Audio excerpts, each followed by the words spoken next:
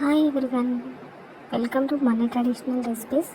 ఈరోజు చాలా సింపుల్గా అయిపోయే టేస్టీగా ఉండే దోసకాయ మటన్ కర్రీని ఎలా ప్రిపేర్ చేయాలో చూపిస్తాను. దానికోసం ముందుగా ఒక 1 kg మటన్ తీసుకున్నాను. దాన్ని నీట్గా క్లీన్ చేసేసుకొని ఒక 1/2 టేబుల్ స్పూన్ పసుపు, ఒక 1/2 టేబుల్ స్పూన్ ఉప్పు వేసుకొని కొన్ని వాటర్ పోసుకొని 4 విజిల్స్ వచ్చే వరకు ఉడికించుకోవాలి. మరొక వైపు వెడల్పాటి కడాయి పెట్టుకొని దాంట్లో ఒక 4 టేబుల్ స్పూన్ ఆయిల్ వేసుకోవాలి. ఆయిల్ బాగా హీట్ అయిన తర్వాత ఒక మీడియం సైజ్ ఉల్లిపాయను కట్ చేసుకొని వేసుకోవాలి. ఉల్లిపాయలు బాగా బ్రౌన్ కలర్ వచ్చే వరకు వేయించుకోవాలి. ఇప్పుడు దీంట్లో ఒక దాల్చిన చెక్క ముక్క, 2 లవంగాలు, కొద్దిగా బిర్యానీ ఆకు వేసుకున్నాను. అలాగే ఇక్కడ కూడా ఒక 1/2 టేబుల్ స్పూన్ వరకు పసుపు వేసుకుంటున్నాను. ఆల్రెడీ మటన్లో వేసుకున్నాను. అలాగే 1 టేబుల్ స్పూన్ వరకు ఉప్పు వేసుకున్నాను. మటన్లో ఒక 1/2 టేబుల్ స్పూన్ ఉప్పు వేసుకున్నాను. ఈ తాలింపులోనే కొత్తిమీర, పుదీనా వేసుకోవాలండి.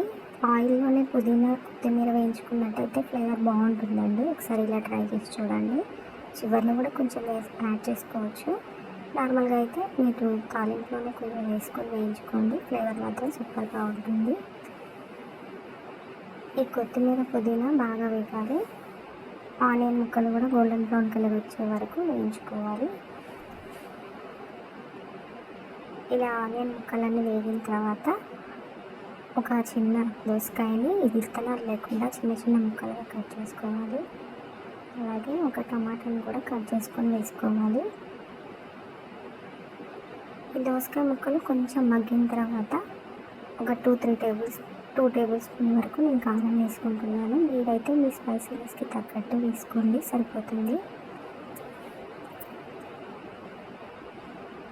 ఈ కారం కూడా దోసకాయ ముక్కలకి బాగా పట్టే వరకు కొద్దిగా వేయించుకున్న తర్వాత ఈ 4 విజిల్స్ వచ్చే వరకు మటన్ని ఉడికించుకున్నాను. ఈ మటన్ని ఇప్పుడు ఆ దోసకాయ ముక్కల్లోకి యాడ్ చేసుకోవాలి. వాటర్తో సహా వేసుకోవాలి. ఇలా మటన్ ముక్కలన్నిటిని వేసుకొని మరొకసారి కలుపుకొని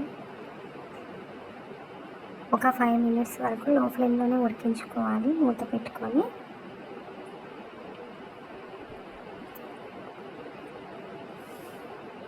ఇప్పుడు దీంట్లోకి ఒక 1 టేబుల్ స్పూన్ వరకు అల్లం వెల్లుల్లి పేస్ట్ యాడ్ చేసుకుంటున్నాను. దీన్ని మొత్తాన్ని బాగా కలుపుకోవాలి. అల్లం వెల్లుల్లి పేస్ట్ కొంతమంది తాలింపులోనే వేసుకుంటారండి, అది కూడా బాగానే ఉంటుంది. కానీ ఇలా కూడా ఒకసారి ట్రై చేయండి. దోసకాయ మటన్లో అల్లం వెల్లుల్లి పేస్ట్ ఇలా వేసుకుంటేనే టేస్ట్ బాగుంటుందండి. ఒకసారి ట్రై చేసి చూడండి. ఇలా అల్లం వెల్లుల్లి పేస్ట్ వేసుకున్న తర్వాత మొత్తం ఒకసారి కలుపుకొని వాటర్ అంతా పైకి ఇంకిపోయి నూనె పైకి తేలే వరకు ఉడికించుకోవాలి. మరొక 5 మినిట్స్ లో ఫ్లేమ్లో ఉడికించుకుంటే సరిపోతుంది. గ్రేవీ కోసం కొంచెం వాటర్ ఉంచుకుంటే సరిపోతుంది. ఇలాంటి స్టేజ్లో పైనుంచి ఒక 1 టేబుల్ స్పూన్ వరకు గరం మసాలా వేసుకుంటున్నాను. గరం మసాలా వేసుకొని బాగా కలుపుకొని మరొక 2 మినిట్స్ ఉడికించుకుంటే సరిపోతుంది. ఎంతో టేస్టీగా ఉండే దోసకాయ మటన్ కూర రెడీ అండి. ఇది పల్లెటూరులో ఇలా ప్రిపేర్ చేస్తానండి. నాకు ఇలా టేస్ట్ బాగుందనిపించింది, అందుకని మీకు ఇలా చూపిస్తున్నాను.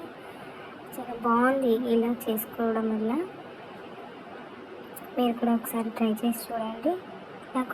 మీకు నా వీడియోస్ నచ్చినట్లయితే లైక్ చేసి మీ ఫ్రెండ్స్కి, రిలేటివ్స్కి షేర్ చేయండి. మీ ఒపీనియన్ని, ఫీడ్బ్యాక్ని కమెంట్స్లో తెలియజేయండి. ఇలా వాటర్ అంతా ఇంకిపోయి నూనె పైకి తేలే వరకు ఉడికించుకొని దింపేసుకోవడమే అండి.